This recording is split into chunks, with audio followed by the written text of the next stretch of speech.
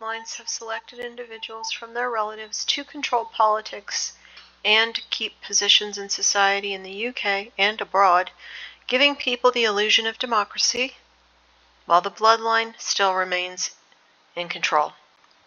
That's who Trump is, from the MacLeod and Stuart bloodline, and that's who George Washington was. It's a form of witchcraft and deception, which is the way they operate because they follow the fallen, and that's how they operate. In this video, we will talk about George Washington's ancestral home and some of his relatives, and the witchcraft involved there. A magic circle is a sacred space or area that some ritual magic practitioners believe contain energy and protects them. It can be marked on the ground with a material like limestone powder or rubble, chalk, salt, or it can be visualized. The magic circle was used among Chaldean sorcerers. Okay? The modern practitioner becomes the victim by their very own hand because the magicians fail to see that it was never about them or for them. It's all done for the demons. The magic circle is typically invoked in remote locations for rituals. For example, this is Google Maps, an image of Half Moon Bay Park in Ottawa, Ontario, Canada. It contains a massive black pentacle, as you can see here, with colored spheres at each point, as is used in candle magic with specific colors. An inverted star named Falling Star has also been erected there, and you'll also see a standing stone circle here, this oval thing to the right, which is also carried over from ancient times. There is a village nearby this park called Plantagenet, named after the Plantagenet bloodline, which are one of the royal families on the Merovingian line. These ritual sites that incorporate magic circles are also typically located in several different places. Number one, a house of the underworld in a mound or clay burial mound, or a fairy fort like this one, because a fairy is a type of demon. Number two, in an isolated grove or forest called a sacred wood or a holy wood, like this Orsini Monster Park here, by the Orsini bloodline family, or Lake Nemi in Italy, where the Temple of Diana was located, where all the Roman emperors were, like Caligula and Caesars. Another location would be among ruins of ancient castles or monasteries, like this one here, displayed on the inside sleeve of the Houses of the Holy album by Led Zeppelin, or also on the rocks on a seashore, like this one on the cover of the Houses of the Holy album at the Giant's Causeway, which is near the seashore.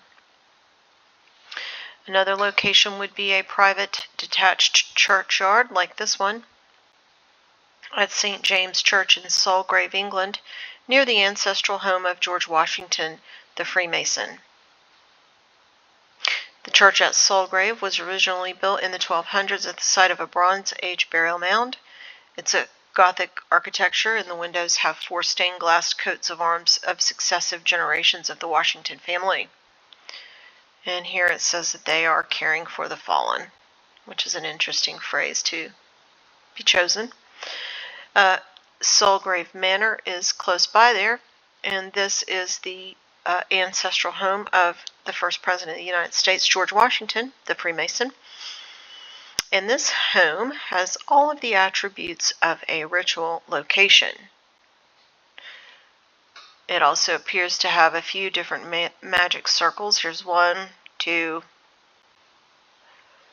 That's just a Google Maps view of it. But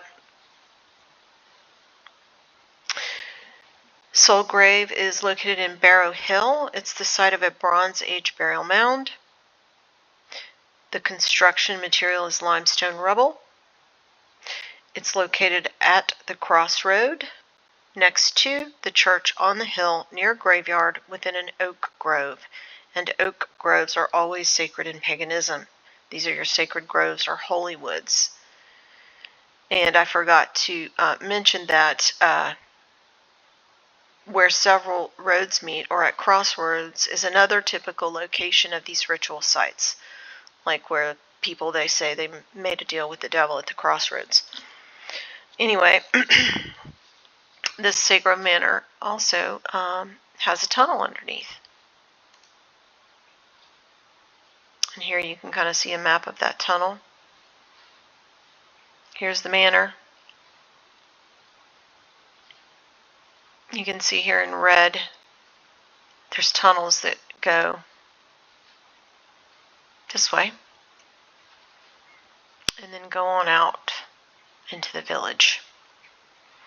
Okay.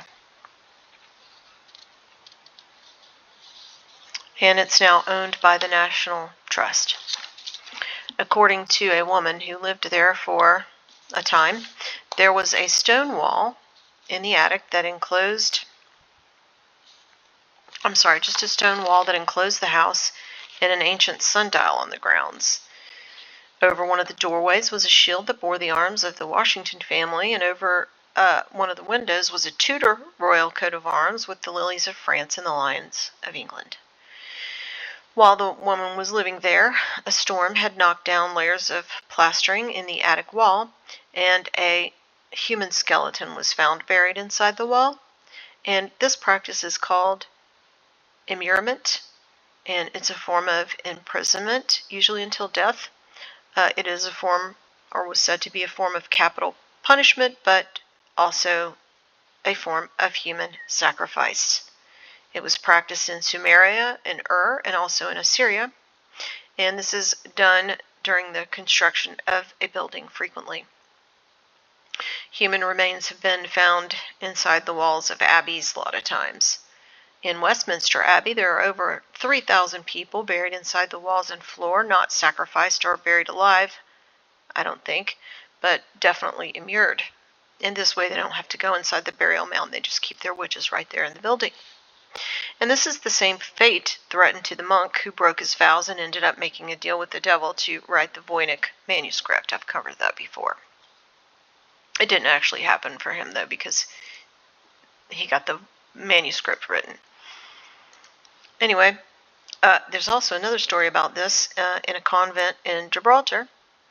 And this is a famous convent. It's now the official residence of the governor of Gibraltar, but it's haunted, they say, by the ghost of a nun, which is, a demon. But they call this one the Lady in Grey, and she was walled up alive in this convent. But they love this convent in Gibraltar, obviously. Monarchs, including Elizabeth II, would frequently plant trees in the garden there. It's a special place to them, you see. A changing of the guard takes place there, like at Buckingham Palace even. And the dining room has the most extensive display of heraldry in the Commonwealth of Nations, and that's what I'm showing now.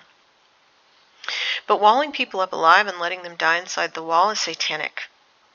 I can't imagine the odor and all the demonic spirits that would attract and keep trapped, which is likely the point. The song London Bridge is Falling Down is sometimes also thought to be about live entombment. That London Bridge that was moved to Lake Havasu in Arizona. But back to Sulgrave Manor, where the body was found, immured in the attic wall, which has also all the attributes of a ritual site.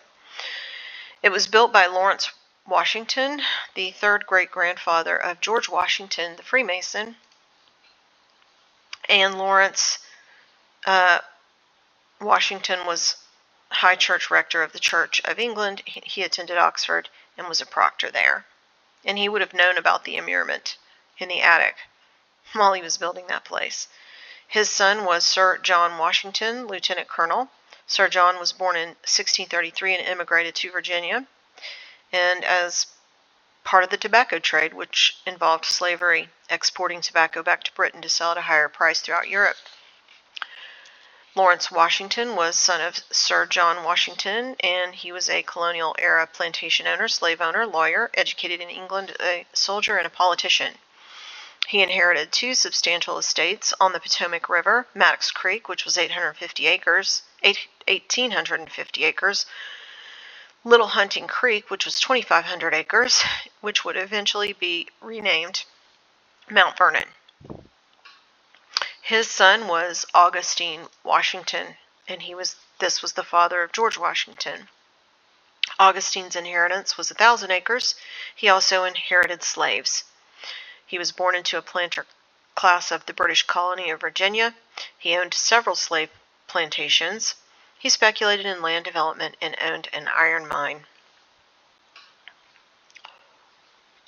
And here is their coat of arms of the Washington family, or the House of Washington.